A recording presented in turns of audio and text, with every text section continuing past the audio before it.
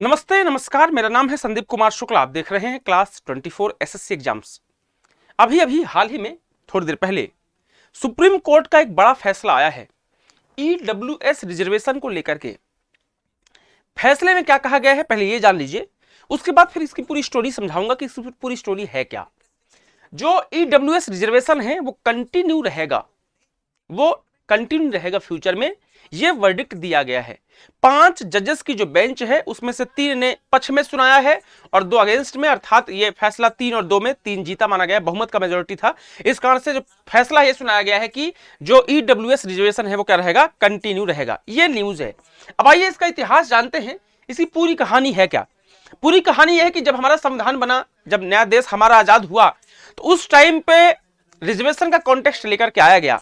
संदर्भ यह था कि जो भी लोग सामाजिक रूप से, सोशली रूप से या शैक्षणिक रूप से पिछड़े हैं, उन्हें समाज की मुख्य धारा में लाने के लिए आरक्षण का प्रावधान किया गया था। क्लियर है? तो जो सामाजिक रूप से, शैक्षणिक रूप से पिछड़े लोग हैं, उन्हें मुख्य धारा में लाने के लिए क्या किया गया था, आरक्षण का प्रावधान किया गया था। समय समय पर आरक्षण पर डिस्कशन होता रहा और 1992 में 1992 में आदरणीय सुप्रीम कोर्ट ने क्या कहा, यह कहा कि भैया रिजर्वेशन कितना भी दे दीजिए, 2%, 10%, 15%, 20%, जितना देना है दीजिए, बस यह ध्यान रखिएगा रिजर्वेशन कभी भी 50% से ज्यादा नहीं होगा। इस बात को ध्यान रखना है, रिजर्वेशन कभी भी 50% से ज्यादा आप नहीं दे सकते हैं। क्लियर?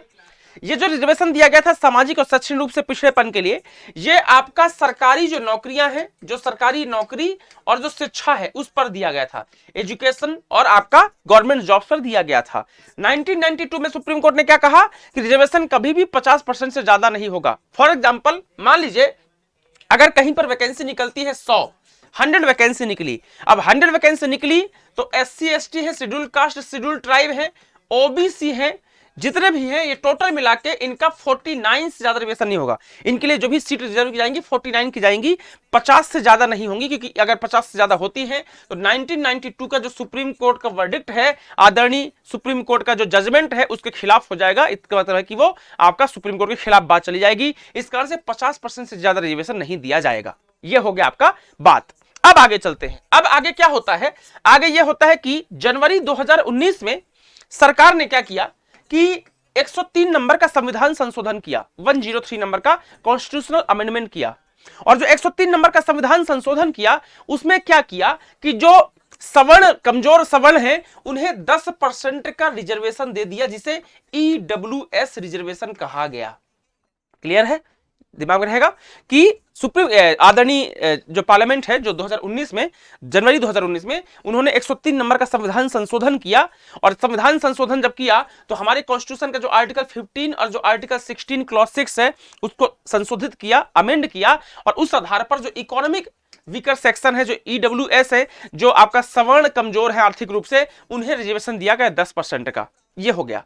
अब इसमें विवाद क्या था, विवाद जानते हैं, आइएगा। विवाद यह था कि जब आर्थिक रूप से कमजोर सवर्णों को शिक्षा और सरकारी नौकरी में 10% का रिजर्वेशन दिया गया, तो जो विपक्षी पार्टियां हैं जो इसके खिलाफ थी, या और भी जो लोग हैं, जो संगठन है जो इसके खिलाफ थे, उन्होंने अपने अपने लॉजिक दिए। अपने अपने क्या लॉजिक दिए आइए जानते हैं। अपने लॉजिक ये दिए कि जो मध्य प्रदेश के जो छात्र हैं, कुछ छात्र हाई कोर्ट चले गए, मध्य प्रदेश हाई कोर्ट चले गए, और उन्होंने लॉजिक दिया कि भैया जो सुप्रीम SC ST को और जो OBC को रिजर्वेशन से बाहर किया गया है, यह संविधान की मूलभूत भावना के खिलाफ है, बेसिक स्ट्रक्चर के खिलाफ है। यह लॉजिक दिया मध्य प्रदेश के कुछ छात्रों ने 2020 में, कहां पर, हाई कोर्ट में। और जानते हैं कि इस पर क्या विवाद था, और यह विवाद था कि आपको मालूम है कि मूलभूत ढांचे के खिलाफ इसे माना जा रहा था। रीजन यह था कि 1973 में, 1973 में केशवानंद भारती केस हुआ था, Keshavananda Bharati versus state of Kerala, यह पूरा नाम है उस वर्डिक्ट का। और उसमें सुप्रीम कोर्ट ने, आदरणीय न्यायपालिका ने क्या कहा था कि जो पार्लियामेंट संसद है वो संविधान में संशोधन कर सकती है, जो चाहे कर लीजिए, कोई दिक्कत नहीं है। बस इस बात को ध्यान रखिएगा कि हमारे संविधान का जो मूलभूत ढांचा है वो वायलेट नहीं होना चाहिए, बेसिक स्ट्रक्चर वायलेट नहीं होना चाहिए। अब सवाल आता है कि भाई मूलभूत ढांचा क्या होता है, बेसिक स्ट्रक्चर क्या होता है। मूलभूत ढांचे का मतलब यह होता है कि जो बेसिकली दिया गया है। जैसे अगर मैं हूं, अब मेरे को जब मैं पैदा हुआ तो जो ईश्वर ने मुझे बनाया, 2 कान बनाए, 2 नाक बनाए, 2 कान, 2 आंख, नाक, हाथ, पैर, जो भी सिस्टमैटिक बनाया, 2 पैर है, 2 हाथ है। अब अगर मैं कहीं डॉक्टर के पास जाऊं और डॉक्टर को मैं सर्जरी कराऊं, मान लीजिए भाई मेरा सर्जरी करो, अब डॉक्टर क्या करे कि 2 हाथ की जगह पे 3 हाथ कर दे, 2 आंख की जगह पर 1 आंख कर दे, 2 कान की जगह पे 4 कान कर दे, 2 नाक कर दे, तो इसको क्या बोलूंगा मैं? इसको बोलूंगा भैया जो मुझे बेसिकली बनाया गया था ना, तुमने उसको चेंज कर दिया है, तुमने मेरा पूरा का पूरा आधार ही चेंज कर दिया है, जो मेरा बेसिक स्ट्रक्चर था वायलेट कर दिया है, मतलब जो ओरिजिनली था उसको आपने बिल्कुल उल्टा ही कर दिया, उल्टा पलट कर दिया है। उसी तरीके से संविधान की जो मूलभूत भावना है, जो संविधान हमारा बनाया गया है, जो प्रियम्बल में सामाजिक आर्थिक राजनीतिक न्याय की बात की गई है, जितनी बातें संविधान में आदर्शवादी बातें कही गई हैं उसके खिलाफ है। एक तो यह मुद्दा आ रहा था। दूसरा कि इस रिजर्वेशन से एससी एसटी ओबीसी को बाहर किया गया है, क्यों किया गया है यह भी आधार दिया जा रहा था।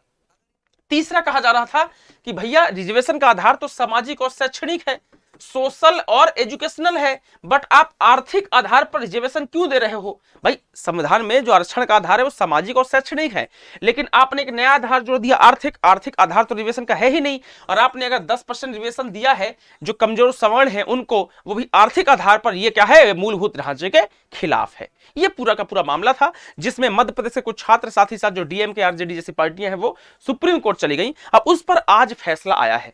5 जजेस की बेंच, 5 जज की जो बेंच है वो बैठी, और 5 जजेस की बेंच जब बैठी उसमें 5 जज के नाम देख लीजिएगा।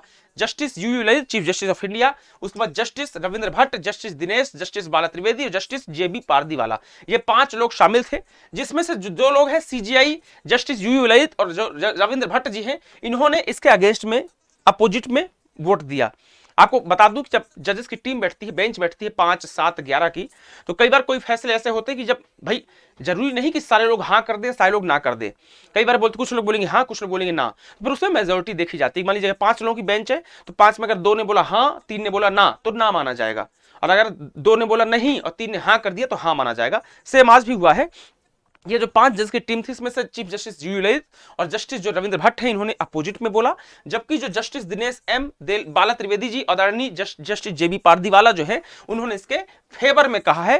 तो इस आधार पर क्या किया गया है? इस आधार पर जो ईडब्ल्यूएस के रिजर्वेशन है वो क्या किया गया है? 3 लोगों की मेजोरिटी के आधार पर इसको कंटिन्यू किया जाएगा। इसको संवैधानिक माना गया है, अनकॉन्स्टिट्यूशनल नहीं माना गया है, गलत नहीं माना गया है। अब सरकार का क्या पक्ष था इसमें? तो सरकार की तरफ से जो इसमें शामिल थे आदरणीय वेणुगोपाल, के वेणुगोपाल, उन्होंने क्या लॉजिक दिया था? उन्होंने लॉजिक दिया था कि भैया जो 50% का रिजर्वेशन है, कि भाई रिजर्वेशन जो है 1992 में सुप्रीम कोर्ट ने ये कहा था कि रिजर्वेशन कभी भी 50% से ज्यादा नहीं होगा। इसका मतलब है कि अगर हम 50-50 डिवाइड करें तो ये बचे वाला जो 50 आपने एससी एसटी ओबीसी को दे दिया, और जो बचेगा 50% है, आपने इनडायरेक्टली ये कहा है कि ये किसके लिए रहेगा? जनरल के लिए रहेगा, क्योंकि आपने यही कहा है कि रिजर्वेशन 50% से ज्यादा नहीं होगा, और अगर रिजर्वेशन 50% से ज्यादा नहीं है, इसका मतलब है कि जो बचेगा 50% है वो आपने जनरल के लिए रिजर्व किया हुआ है। और हमने क्या किया है? हमने ये किया है कि ये जो 50% रिजर्वेशन है, इसी में ही से 10% निकाल के हमने क्या किया है? जनरल के जो आपका इकोनॉमिक वीकर सेक्शन है उनको दिया है, आर्थिक रूप से पिछड़े लोग हैं उनको दिया है। ये आधार दिया था आदरणीय के वेणुगोपाल ने। बहुत बड़ा डिस्कशन हुआ, और फाइनली आज के डिस्कशन में ये हुआ है कि जो 10% जो आपका ईडब्ल्यूएस रिजर्वेशन है ये कंटिन्यू रहेगा, अनकॉन्स्टिट्यूशनल नहीं है, ये बेसिक स्ट्रक्चर के खिलाफ नहीं है। तो ये पूरी की पूरी न्यूज है। इसमें आने वाले समय क्या अपडेट होता है, आने वाले समय क्या ऐसा होता है कि मान लीजिए, क्योंकि कई बार होता है कि जब कोई आरक्षण पर, जैसे या पहले एससी एसटी के एक्ट पर जो संशोधन हुआ था, सुप्रीम कोर्ट का वर्डिक्ट था, फिर कई बार आंदोलन होने लगते हैं, बहुत चीजें होने लगती हैं। तो अब आगे इसमें क्या न्यूज में क्या अपडेट आएगा वो हम आने वाले समय आपको बताएंगे। अभी तक की ये न्यूज थी। मुझे उम्मीद है वीडियो पसंद आया होगा। वीडियो पसंद आया तो वीडियो को लाइक जरूर कर दीजिएगा। चैनल में नए हैं तो चैनल को सब्सक्राइब कर दीजिएगा। ऐसी वीडियोज के लिए, ऐसी जानकारी के लिए आप देखते रहिए क्लास 24 एसएससी एग्जाम्स।